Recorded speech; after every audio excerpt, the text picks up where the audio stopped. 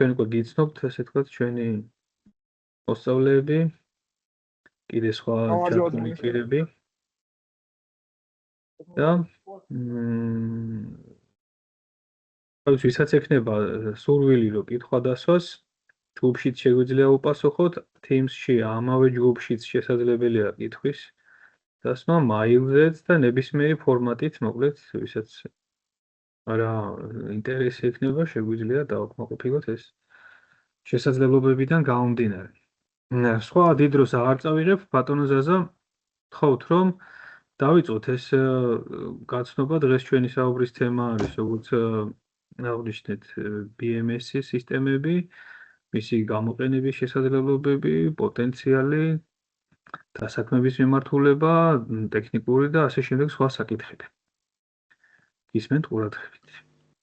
კი ბატონო, მოგესალმებით ყველას. უპირველეს ყოვლისა გილოცავ დღევანდელ დღეს, ქრისტიანული დღესასწაულია,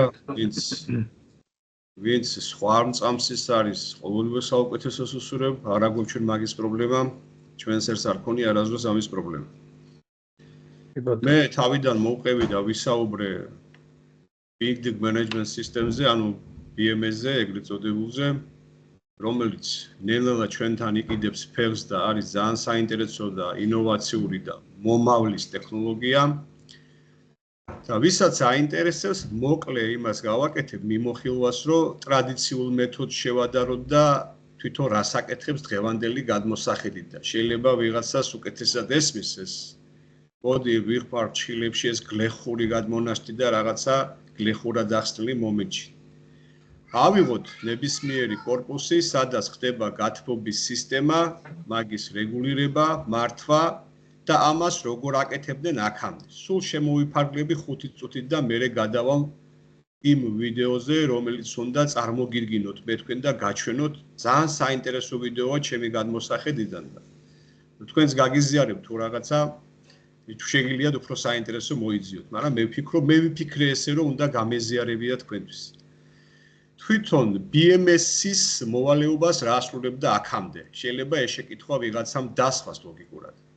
თქვენ წარმოიდგინეთ, რომელიღაცა დაწესებულება და ვთქვათ, ქუთაისში ბევრია ბინები და საქართველოში ზოგადად ამ ქალაქებში და ავიღოთ კორპუსები და ამ კორპუსების სითფოს მართვა რო ხდებოდეს, როგორ შეიძლება ეს გავაკეთოთ. ტრადიციული მეთოდით რაღაცა დაწესებულება იყო, სადაც აი წყალის დუღილის ტემპერატურა ადიოდა, ტემპერატურის მაჩვენებელი ჰქონდა, ლოკალურად ადამიანები დადიოდნენ, პირადად აკონტროლებდნენ ამას, მონიტორინგი უნდა განეხორციელებია და მე მაგ ბავშვობაში ნანახი მთლიანად შავი პიროვნება ვის დადიოდა კაჩიგარიას ეძახოდნენ ბოდიში ამ ტერმინისთვის. შიგნით ვინც ამას ასრულებდა ძალიან შრომატევადი იყო. ნახშირით ხდებოდა გათბობა მაშინ. აი ამ რეალობიდან რომ გადმოვიდეთ დღევანდელ რეალობაში. ტემპერატურის კონტროლი, მონიტორინგი, ტემპერატურის დაწევა, აწევა, ყველაფერს აკეთებს BMS სისტემა. ანუ ადამიანის როლი ამ პროგრამულმა უზრუნველყოფამ ან ინჟინრულმა პროექტმა შეასრულა ესე მოკლედ რომ ვთქვათ. მე მგონი უფრო გასაგებად იქნება ეს.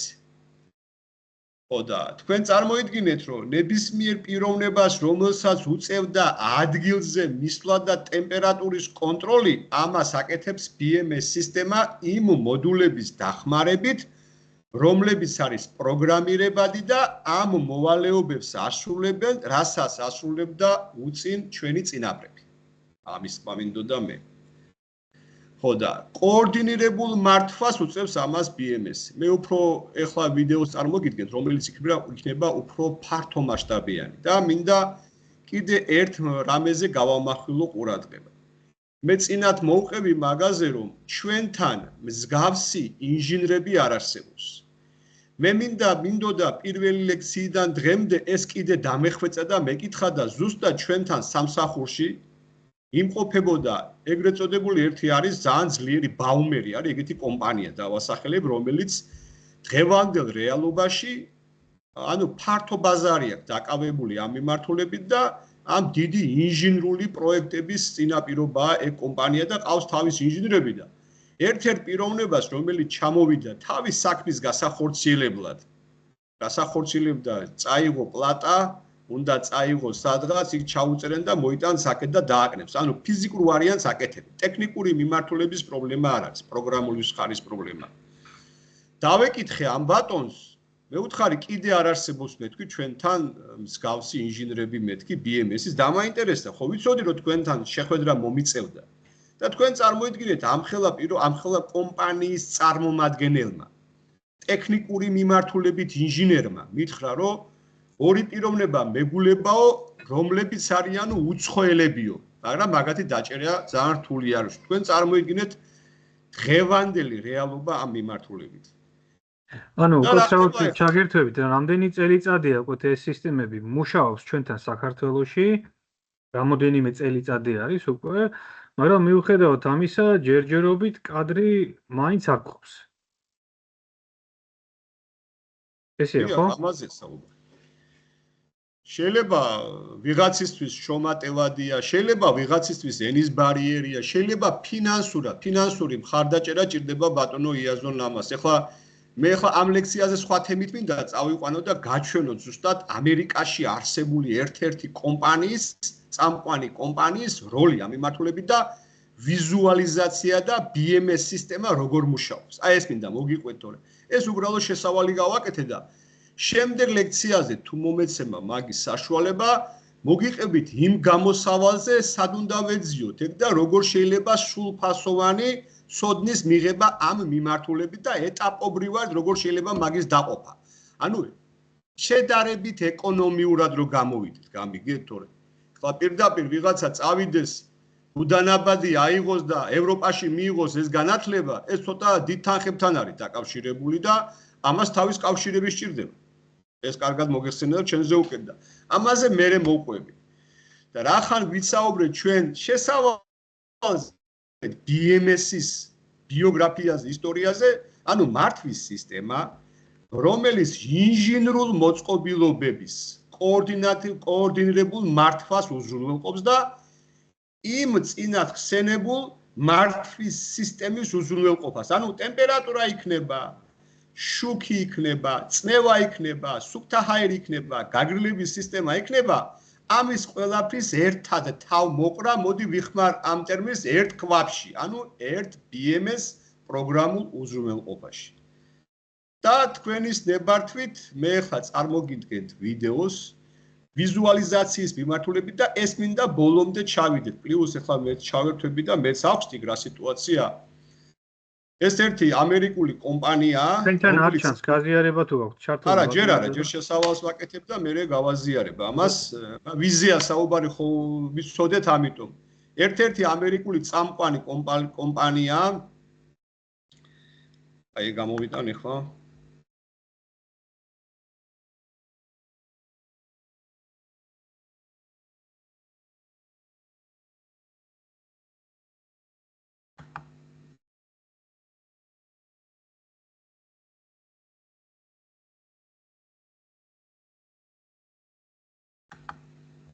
ჩანს ბატონო იაზონ? კი ბატონო, კი. ხედავთ.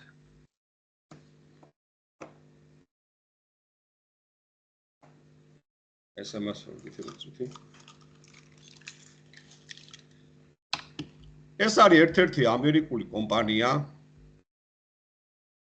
Johnson Controller, რომელმაც თავის თავზე აიღო ეს ინჟინერული მართვის სისტემა, ეგრეთ წოდებული BMS სისტემა. არის მართვის ცენტრი და თქვენ წარმოიდგინეთ, აი ეს ერთ-ერთი კომპანია, ერთ-ერთი მიმართულებაა წარმოდგენილი, რომელმაც უნდა უზრუნველყოს ამი განსხვავებული სამი დიდი ლოკაციის კონტროლი ამ მიმართულებით. და სხვათა შორის ამაზე რომ მოგიყვეთ ამ კომპანიაზე, ეს კომპანია თვითონ აწარმოებს მოდულებს, მართვად მოდულებს, თვითონ BMS კონტროლის უზრუნველყოფას უკეთებს ამ მოდულებს, დისტრიბუციას აკეთებს Siemens-ის ტიპის მართვადი მოდულებისას, რომელიც ყენდება მოწყობილობებში მერე და რომლითაც ხდება მართვა ამ ყველაფრის, ანუ კონტროლერებზეა საუბარი. და თვითონ არის data ცენტრი მოცემული, საიდანაც მოხდება ამ ყველაფრის მართვა. აქ ძირითადად მოცემული იქნება ტემპერატურის მაჩვენებელი, ანუ გათბობის სისტემა, გაგრილების სისტემა, სინათლე, ანუ შუქი ამ შემთხვევაში ასე ვთქვათ, სიგნალიზაციის სისტემა და სუფთა ჰაერის შემოტანის სისტემა. აქ არის სამი მიმართულება. ერთი არის სკოლა, მეორე არის საავადმყოფო, მესამე არის ოფისი, საიდანაც იმართება ეს ყველაფერი. ეხლა მე მინდა მიაქციოთ ყურადღება ვიზუალური მხარე როგორ არის დახვეწილი და ნებისმიერ შენობაში შევდივართ. სიტყვაზე მოდი ავიღოთ ერთ-ერთი შენობა და შევიდეთ აქ. როგორ ხდება მართვის ცენტრიდან შესვლა ლოკალურად ნებისმიერ შენობაში? ეს არის ადმინისტრაციის შენობა ჰოსპიტალის და ეს არის თვითონ ჰოსპიტალი. სადაც განთავსებულია თქვენ წარმოიდგინეთ 20 სართულიანი და რამდენი ოთახი იქნება განთავსებული. პლუს შეგვიძლია ჩვენ შევიდეთ ამ ოთახში და ვიზუალიზაცია ვნახოთ. შიგნით გავაკონტროლოთ თუ რა ხდება. აგერ მარცხენა მხარეს სიტყვაზე მოცემულია ახუ 1, ახუ 2 სართულების მიხედვით. არის ჰაერის შემომტანის სისტემა. ახუ ძირითადად ახუ შემოაქვს სუფთა ჰაერი, ეგრეთ წოდებული ჟანგბადი. ეს არის გათბობის სისტემა და პლუს აქ არის კონტროლი დასმული გაგრილების სისტემა. ანუ სამივე კომპონენტი არის ერთად თავმოყრილი. ერთ მთლიანში ეს საუბარია ცალკე შენობაზე. ჩვენ რო უკაცრავად, ანუ დისტანციურად არის შესაძლებელი ოთახის დონეზე ამ ტემპერატურული თუ სხვა რეჟიმების მართვა? აი ზუსტად, ეხლა ოთახში გადავდივარ. ეხლა გადავედით ოთახში. ხო, ესე დავაზუსტოთ. კი ბატონო, ნუ აი როგორც კი გავდივართ, ისე შევეხები ამ თემას. გადავედით ოთახში, სადაც მოცემულია ქვევით, აგერ ვივი რო არის, ქვევით მოცემულია ნომინალები. ოთახების მიხედვით ეს თვითონ მოწყობილობა, ანუ ეგრეთ წოდებულ კლაპანს რო ეძახიან, სარქველი საიდანაც გაიდინება ჰაერი, იქ რო დგას ეგრეთ წოდებული მაჩვენებელი დაჩიკი, მაგის მონაცემები არის პირდაპირ გამოტანილი ეკრანზე. თქვენ წარმოიდგინეთ, რა დონემდე დახვეწილი აქვს ამას პროგრამულად ამ კომპანიას თავის ყველაფერი და ნებისმიერი ოთახის შემომავალ სარქველში შეგვიძლია ვნახოთ ინფორმაცია, ვაკონტროლოთ, შევცვალოთ, გავთიშოთ, ჩავთოთ. აუყურეთ, აქ არის ოთახი მოცემული, ერთ-ერთ ოთახში შევალთ ახლა ჩვენ. ეს არის ჰოსპიტალის ოთახი, ერთ-ერთ ოთახში შეგვიძლია ნებისმიერ ოთახში შევიდეთ და აგერ მარჯვენა მხარეს არის მოცემული ამ ოთახში არსებული რეგულირებადი მოწყობილობები, რომლებიც არის. სიტყვაზე წნევის მარეგულირებელი, წნევის მონიტორი, გამშვები კლაპანი და თვითონ ჰაერის გამწმენდის სისტემა, ეგრეთ წოდებული ჰახუ სისტემა. აგერ არის ახლოდან ვიზუალიზაცია, უბრალოდ მე მომხიბლა ვიზუალიზაციამ და უყურეთ ოთახში შესვლა. თითეულ ოთახში შესაძლებელია შესვლა და ვიზუალიზაციის მიხედვით ნახოთ თუ როგორ მუშაობს ესა თუ ის აგრეგატი. სიტყვაზე გამშვების სარქველი. თქვენ წარმოიდგინეთ, აუყურეთ როგორ არის მოცემული. ეს არის ახუ სისტემა, ჰაერის შემომტანის სისტემა, ჰაერის შესვლა, გამოსვლა დაფიქსირებული, გამომავალი წერტილი დაფიქსირებული და შემავალი. აი შემავალ ჩანს მოცემული არის გადამცემი სენსორი, რომელიც აძლევს მოდულს ინფორმაციას და ჩვენ ვიზუალური სახით გვაქვს BMS სისტემების საშუალებით ამის ნახვა. თქვენ წარმოიდგინეთ, აქ რომ მონაცემები არის, ეს ყველაფერი არის რეალურ დროში.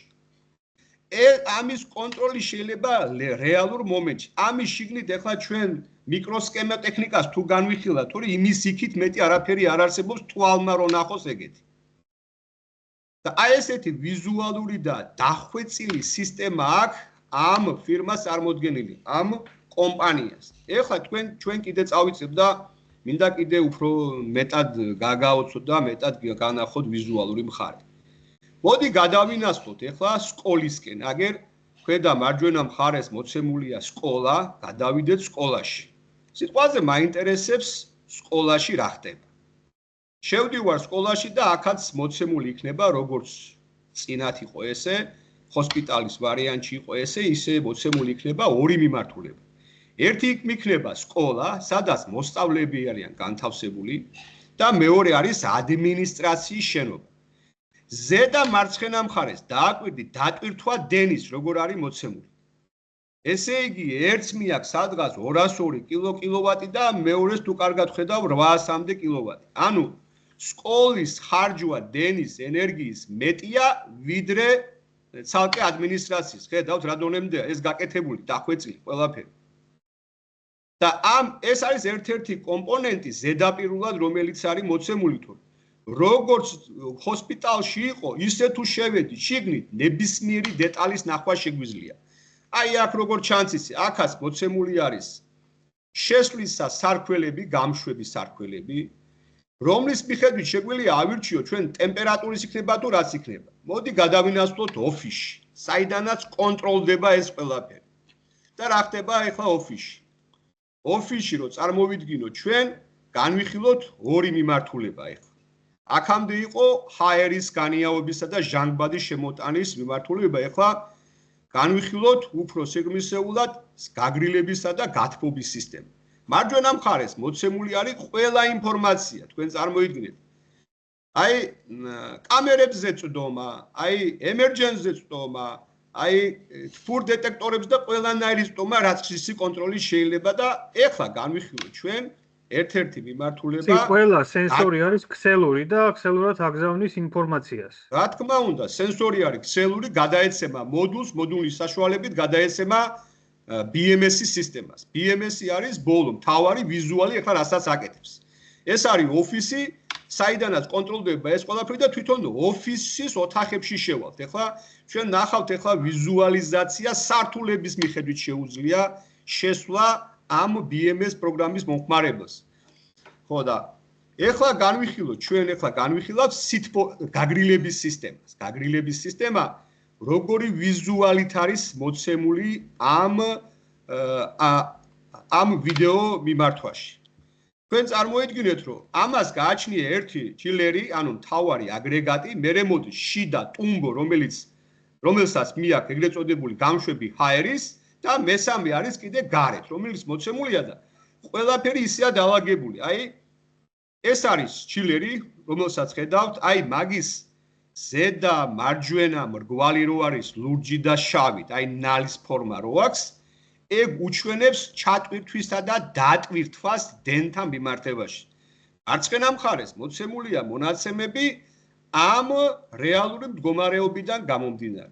თქვენ თუ ხედავთ ამ ორიდან ერთი არის ჩართულ მდგომარეობაში, თუ ჩანს არ ვიცი, ვენტილაცია მოძრაობს ზევიდან. ჩანს თქვენთან? არა, მოძრაობა არ ჩანს. ანუ წითელი და ლურჯი თუ ჩანს. აგრეგატი წითელი და ლურჯი. ეს არის ახლო ვიზუალური მხარე ტუმბოში აგერ შემავალი ცხელი ჰაერი და გამავალი ცივი ჰაერი გაგრილების სისტემის, რომელიც მოცემულია ახლო ხედით. და აქვე მოცემულია ამაში არსებული გამშვების სარქველების მდგომარეობა და ეს თვითონ ეხლა რომელიც არის ეკრანზე მოცემული, ეს თვითონ აგრეგატის ჩილერი, რომელსაც ეძახიან მთავარი აგრეგატი რო იდგა. მაგის მონაცემებია მოცემული. ანუ თვისებები, ეგრეთ წოდებული.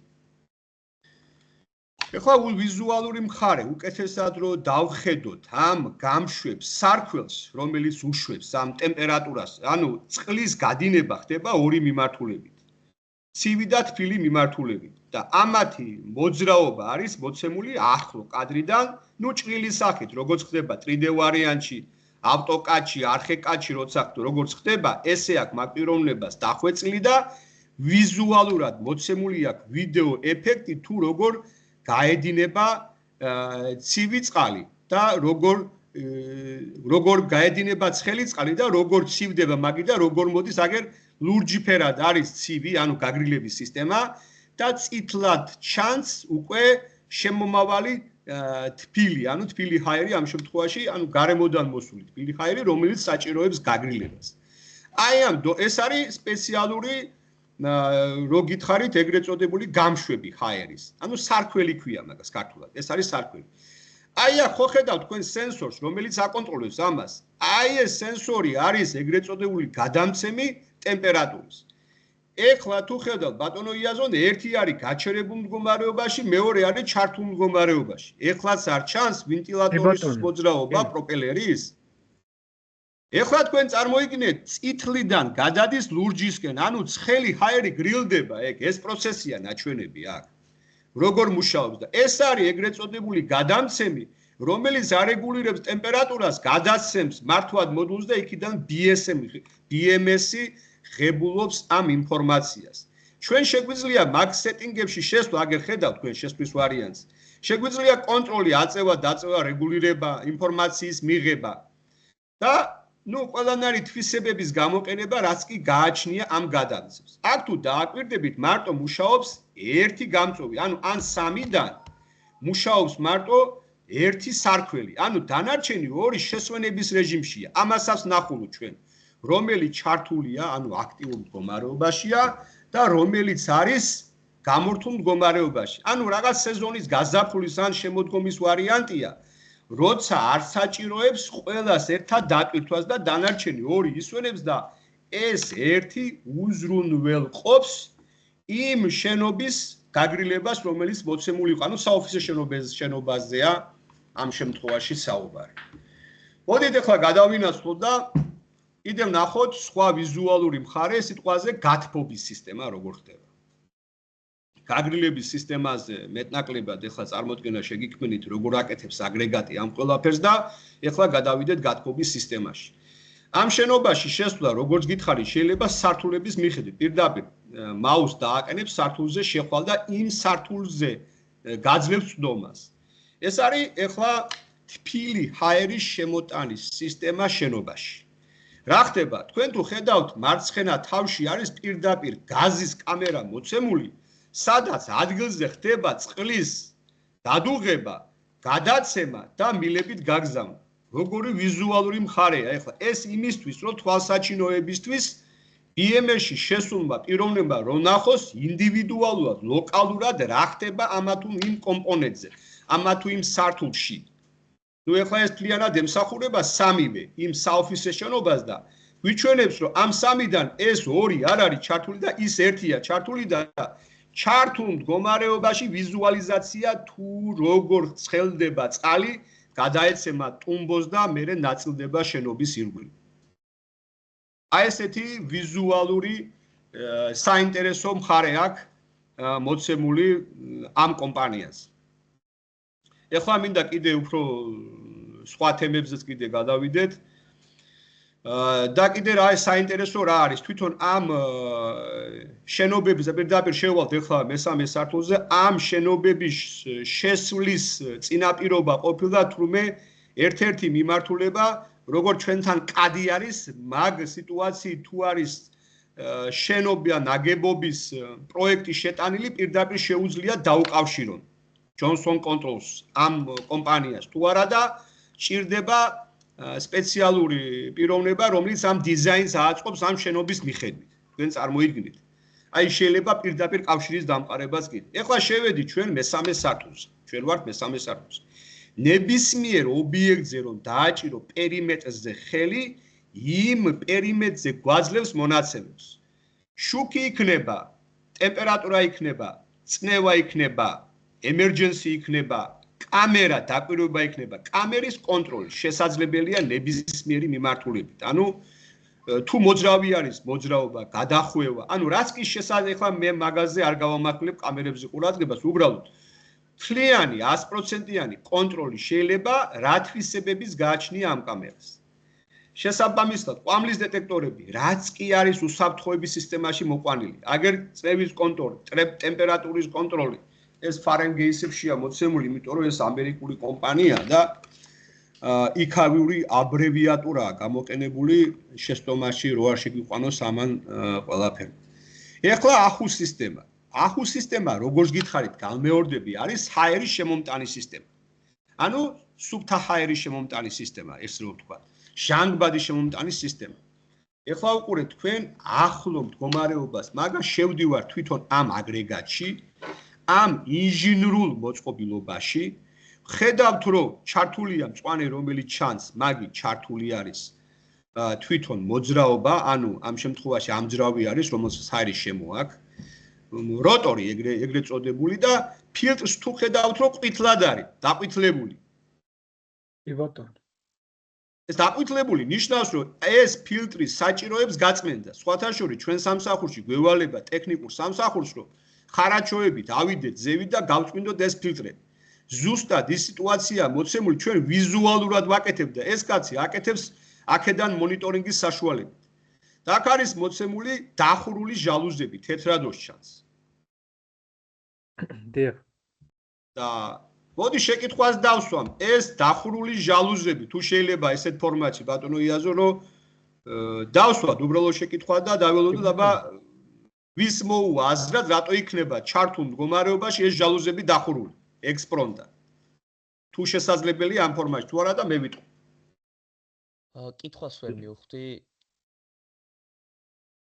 ესე იგი ახუ სისტემა ეს ჟანგბადის შემომტანის სისტემა ჩართულ მდგომარეობაშია თქვენ წარმოიდგინეთ ამას ჰაერის შემო აქვს და მეორეს გააქვს ზედა მხარეს სიტყვაზე გააქვს მეორე შემო აქვს აქ ეხლა როგორ ჩანს ისე თეთრი მხარე ანუ მე ვსაუბრობ აი აქ რო ჩანს ორი ეს არის ჟალუზები აქედან უნდა შემოვიდეს ჰაერი და ქვევიდან უნდა გავიდეს სიტყვაზე და ორივე მხარე დაკეტილია ანუ იქმნება ვაკუუმური სისტემა და პლუს ეს კიდე ჰაერს უბერავს ამ შემთხვევაში ეს არარეალურია ასეთ შემთხვევაში არ მუშაობს ტექნიკა ან გაღებული უნდა იყოს რომ იმოძრაოს ჰაერმა და ჩვენ შემთხვევაში არის ესეთი განსხვავებული სიტუაცია ესეც კიდე მუშაობს და პლუს ჟალუზები დაკეტილია ჰაერი სად უნდა წავიდეს ხო ანუ წესით უნდა შეიტანოს ჰაერი მაგრამ თუ დაკეტილია როგორ შეიტანოს ეს აი ეს კითხვა დავსვი და უბრალოდ თუ ექსპრონტად არსებობს ამის პასუხი თქვა ჩართულობა რო გამოვიწვიოთ ჩვენი მსმენელის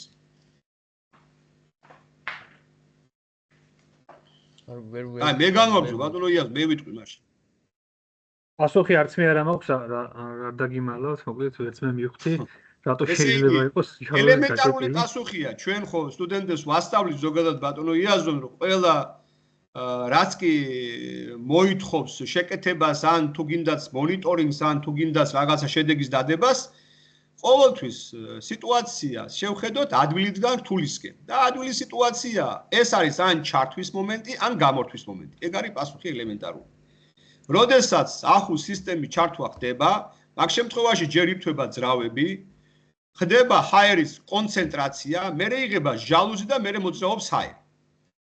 გამორთვის დროს თანმიმდევრობით ესე ხდება, ხო? კი ბატონო, გამორთვის ჟალუზის გაღება და შემდეგ ძრავების ჩართვა ესე არ ხდება ესე იგი. კი ბატონო, და აი ეს მომენტი აქ მოცემული, ზუსტად ამაზე იყო გამახვილებული აქ ყურადღება. და ზუსტად გამორთვის დროს კიდე, გამორთვის დროს ჯერ იყედება ჟალუზი და მერე ეს ძრავები რომ მოძრაობს და ხო ბრუნავს, მაგას თავისი ბრუნვა ხო აქ წუთში და ეს უცებ ხო არ ჩერდება, ამიტომ მას დრო უნდა და ეს მოძრავ მდგომარეობაში ან ჩართვის მომენტია, ან გამორთვის მომენტი. კაი, ეხლა ამაზე დრო არ წავიღოთ. ჩვენ ცოტა იმით შემოვიფარგლოთ, რომ აი ეს ჟალუზებია მოცემული, დაკეტილი მდგომარეობა, ეს თვითონ გამშვების სისტემა, რომელიც იყო დაყენებული და თვითონ მწვანედ ჩანს მოძრავი როტორი, რომელსაც შემოაქვს ჰაერი და აი ქვედა მარცხენა კუთხეში გააქვს ჰაერი, აგერ პირდაპირ არის ვიზუალურად მოცემული. ზედა მხარეს მოცემულია მონაცემები ამ თვითონ ახუ სისტემის. ესე იგი, დიდი ერთ-ერთი აგრეგატის, რომელიც არის მთავარი მონაწილე, ინჟინრული მოწყობილობა, ფიზიკურად რომელიც აკეთებს ამ ჰაერის შემოტანას, ფილტრაციას, ჟანგბადის კონტროლს, წევის კონტროლს. ამ აგრეგაციას საუბარი და ამის შიგ თავზეა საუბარი და ამის შიდა მუშაობის პრინციპზე და მონიტორინგზეა საუბარი. აი ესე ხდება მაგის მონიტორინგი BMS-ის საშუალებით ეს მინდოდა მე თქვენთვის მეჩვენებია. აი ეს აქვე მოცემულია თვისებები და თვისებები ოღონდ იმის კლაპანების ეგრეთ წოდებული სარქველების. ყველა სარქველს გააჩნია თავისი გადამცემი. გადავედით სართულზე, ან იგივე სართულია, მესამე სართულია ეს ჯონსონს კონტროლის ოფისის სართულია ეს, სადაც ახლა ვიზუალურად ჩვენ ვიმყოფებოდით. განვიხილეთ გაგრილებისა და გათბობის სისტემა, ორივე განხილულია, ну ზოგადად რაც კი შეგვეძლო და ამ დროის ფორმატში და ამ ფორმატში რაც გავკვეთებია, ეხლა არის ბატონო იაზო მართვის ცენტრი, ანუ სერვერი, სადაც არის განლაგებული. Data center სერვერი განლაგებულია და სერვერის ვიზუალიზაციის დაკვირვება ხდება აქედან. ანუ ორ რომელიღაცა სასერვერო, ანუ შკაფებს რო ეძახიან ეგრეთ წოდებული, აქედან ორს აქვს პრობლემა. გამოდის რომ ამისთვის რომ ეს პრობლემა აღმოფხვრათ, ამ დარგის სპეციალისტს ესაჭიროება ქსელური მიმართულების ცოდნა. უეჭველი რომ პრობლემა აღმოფხვას კავშირთან მიმართებაში, იქ იწერება შეცდომები მოდის ტელეფონზე, SMS სახით ან მეილზე, როგორც მიუთითებ მაგის სახით. ეს არის აკუმულირების სისტემა. ჩვენთან არსებობს ეგეთი, აი, შენახვის სისტემა, ან დიზელ გენერატორზე მუშაობს, ავტომატურად გადადის, ან თვითონ აკუმულირების სისტემაა. სიტყვაზე ჩვენ რო ვახსენეთ საავადმყოფო, გინდა არ გინდა, მაგას ექნებოდა მართვის სისტემა, საიდანაც შუქის გამორთვის შემთხვევაში, ავარიული მდგომარეობის შემთხვევაში ხდება ამ შენობის მართვა, ანუ ალტერნატიული ელექტროენერგიის მიწოდების საშუალება. ჩვენთანაც არის სხვათა შორის, მაგის პრობლემა ჩვენ არ გვაქვს ახლა ჩვენს საქართველოს რეალობაში. ჩვენთან არის მაგის საშუალება, რომ პირდაპირ გამორთვის შემთხვევაში ჩაირთოს ავარიული ნათურები თავისი თვით დატენვადი ფუნქციით და 5 წამის განმავლობაში ავტომატურად გადავიდეს დიზელ გენერატორს. აი ყველა მიმართულება ეხლა აქ ნელ-ნელა, ანუ 4-ვე მიმართულება, კი არა 5 დენის რო დავამატებთ. ახუს სისტემა, ჟანგბადის მიწოდებისა და შემოტანის სისტემა, გათბობის სისტემა, გაგრილების სისტემა, დენის სისტემა, სერვერების სისტემა და აკუმულირების სისტემა, ანუ ალტერნატიული დენის წყაროს მიწოდების სისტემა. აი, როგორი დახვეწილი აქვს ამ კომპანიას ეს თავისი ინჟინრული მიმართულება და ეს BMS სისტემა როგორ აქვს დალაგებული. როგორ არის დახვეწილი ვიზუალური მხარე, ამაზე მინდოდა გამომახვილებია ყურადღება და ძალიან საინტერესოა. ეს იყო ჩემი გულის ნადები, რომელიც მინდოდა გამეზიარებია მე თქვენთვის. ძალიან დიდი მადლობა ბატონო ზაზა, ესე იგი აქ რაც გამოიკვეთა თქვენი საუბრიდან, BMS სისტემას ხოვდა ერთი ადამიანი, მოკლედ ერთი სპეციალიზაციით, როგორც აქ სურათი დავხატეთ, არ იყოფა. აქ საჭიროა როგორც ტექნიკური სპეციალისტი, ისე თვითონ კონკრეტულად ამ BMS სისტემის პროგრამის ცოდნა, ასევე ქსელური ტექნოლოგიების ცოდნა, იქ ფიზიკური დაზიანება არის თუ პროგრამული გაუმართავობა, თუ კავშირის წყვეტა რატო მოხდა, ამის იდენტიფიცირება, დადგენა და პრობლემების აღმოფხვრა. მოკლედ აქ ამ სისტემის მართვას სჭირდება სხვადასხვა კვალიფიკაციის რამოდენიმე ადამიანი, ხო? რომ გამართულად იმართოს ეს სისტემები. ასევე გამოიკვეთა, რომ ჩვენს დღესდღეობით ახლა ჩვენს კორპუსებში, შენობებში ინდივიდუალური სისტემები აქვს პიროვნებებს, ახლა შეძლების მიხედვით ეს დამონტაჟებული გათბობის ქვაბები რო არის მაგალითად კონდიცირების სისტემა თუ ასე შემდეგ. მაგრამ ბევრი ქვეყანა, სხვადასხვა განვითარებულ ქვეყნებში ესეთი სიტუაცია არ არის, იმიტომ რომ ეს უფრო მეტად ხარჯიანია, უფრო მეტად მოკლედ ბევრ პრობლემებს წარმოშობს ინდივიდუალურს და უფრო მეტად არის საჭიროება, თქვა, ტექნიკოსების თუ სპეციალისტების. თუ იქნებოდა ეს სისტემა, როგორც თქვენ აღწერეთ, ახლა კორპუსი მაგალითად იმართებოდეს ერთი BMS სისტემით ცენტრალიზებულად და ლოკალურად რომელიმე სახლში კონდეს შესაძლებლობა რომელიმე, თქვათ, მაცხოვრებელს თვითონ არეგულიროს უბრალოდ აწევა დანარჩენი მისი პასუხისმგებლობა არ იყოს იქ ქვაბის გამართულობა აკონტროლოს თუ კონდიცირების სისტემის გამართულობა აკონტროლოს თუ კიდე სხვა რაღაცა, ეს ძალიან დიდი შვება იქნება ზოგადად ნებისმიერი მაცხოვრებელი ადამიანისთვის, ხო, ბუნებრივია. ამიტომ ჩვენ როგორც სახელმწიფომ, ჩემი ეს თქვათ ეს იდეა არის, აზრი არის, უნდა წავიდეთ ამ მიმართულებით, რომ არა მარტო რაღაცა განსაკუთრებული ნიშნულობის შენობები, როგორც არის სასტუმრო, თქვათ, კლინიკები თუ სხვა დაწესებულებები, არამედ ნებისმიერი შენობები, რომელიც არის კორპუსები, იქნება ეს 10 სართულიანი, 9 თუ 20 სართულიანი, ხო? დიდი კორპუსები იმართოს აი ამ სისტემის მეშვეობით და ეს იქნება გაცილებით უსაფრთხო, გაცილებით იაფი და სერვისის მიწოდების კუთხით იქნება უფრო სტაბილური ზოგადად და ყველა მხრივ დადებითი ასე ვთქვათ მხარე ექნება ამ სისტემის დანერგვას. თუმცა ამ სისტემის დანერგვას სჭირდება, როგორც თავში ვთქვით, კადრები. კადრები ჭირდება ორგანიზაციები და ნუ ამას ვინც უზრუნველყოფს სერვისს შემდეგ ეს ახალი თემაა მოკლედ. ეს სისტემა ძველი ასე მთავრობის დროს კომუნისტების მმართველობის დროს იყო ცენტრალიზებული გათბობის სისტემა არსებობდა და როგორც თქვენ თქვით ეს ხდებოდა ცენტრალიზებულად.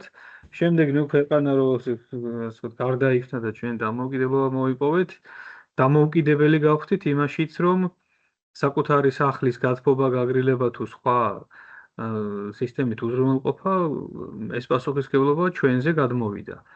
რამაც გაზარდა ხარჯები და გაზარდა კიდე სხვა რისკებიც და მოკლედ ეს საინფორმაციო კუთხით ძალიან საინტერესო იყო, რომ გაგვეგო, რომ რა ხდება განვითარებულ ქვეყნებში, როგორ ხდება ამ დიდი შენობების მართვა, რა სიკეთე მოაქვს ჩვენს რეალობაში, რა ასე ვთქვათ, ტენდენცია არის, პოტენციურად რა საჭიროებები ჩნდება ამ სისტემების დანერგვის პროცესში და ეს კიდევ შემდეგ ასე ვთქვათ, სხვადასხვა კონკრეტული თემის მიხედვით სამსჯელო თემა არის. შემდეგი შეხვედრა ჩვენ ბატონზადესთან გვაქვს კიდევ დაგეგმილი, რომ უშუალოდ ერთ-ერთი ორგანიზაციის მაგალითზე ვნახოთ როგორ მუშაობს ეს სისტემა და უფრო მეტი ასე ვთქვათ, სინათლე შევიტანოთ ამ ჩვენს თეორიულ მსჯელობებში.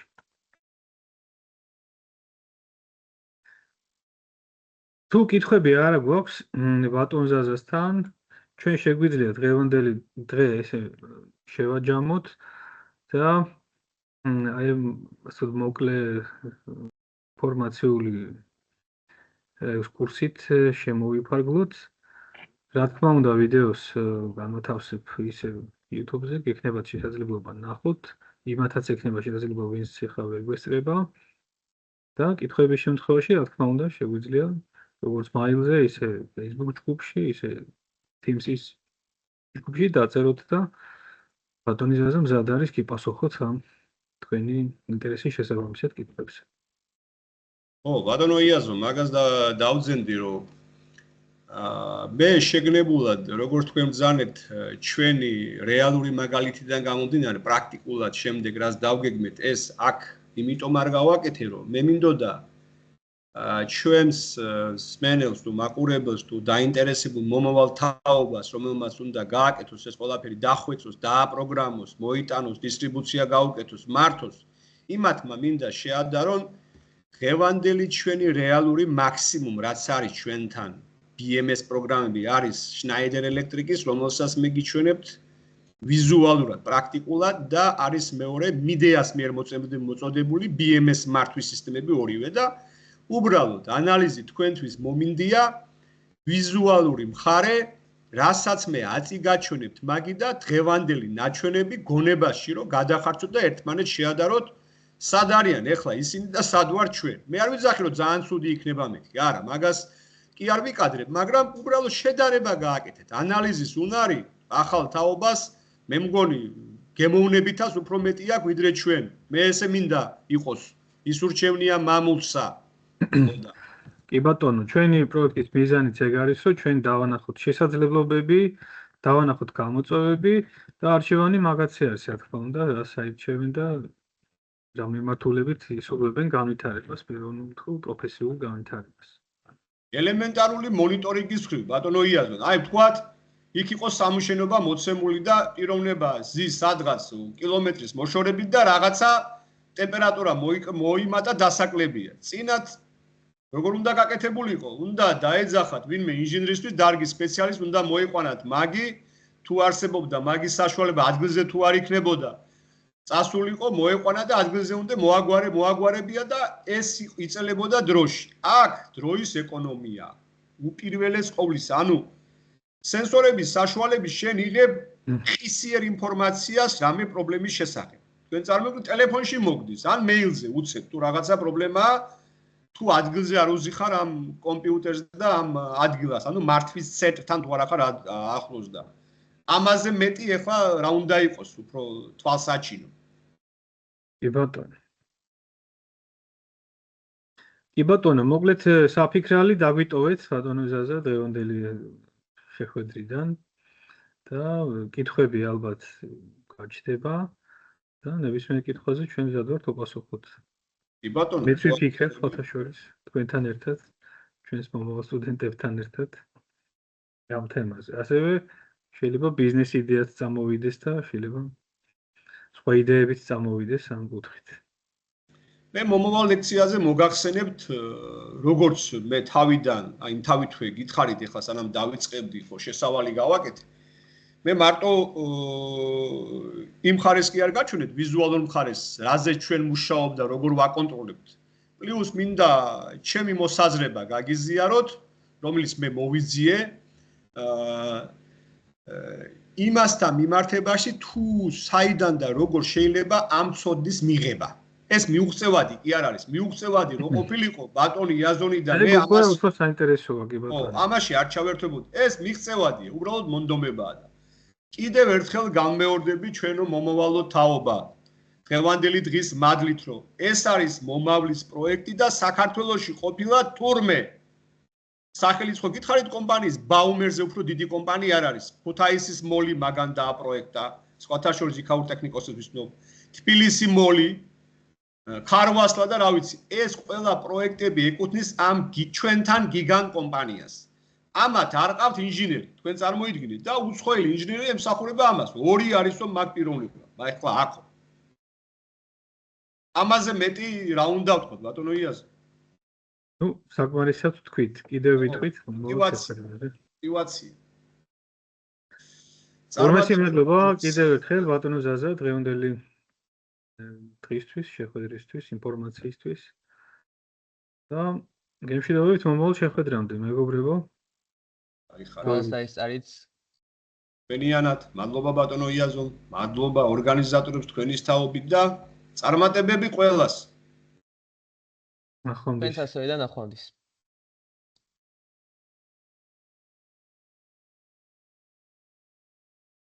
ნახვამდის.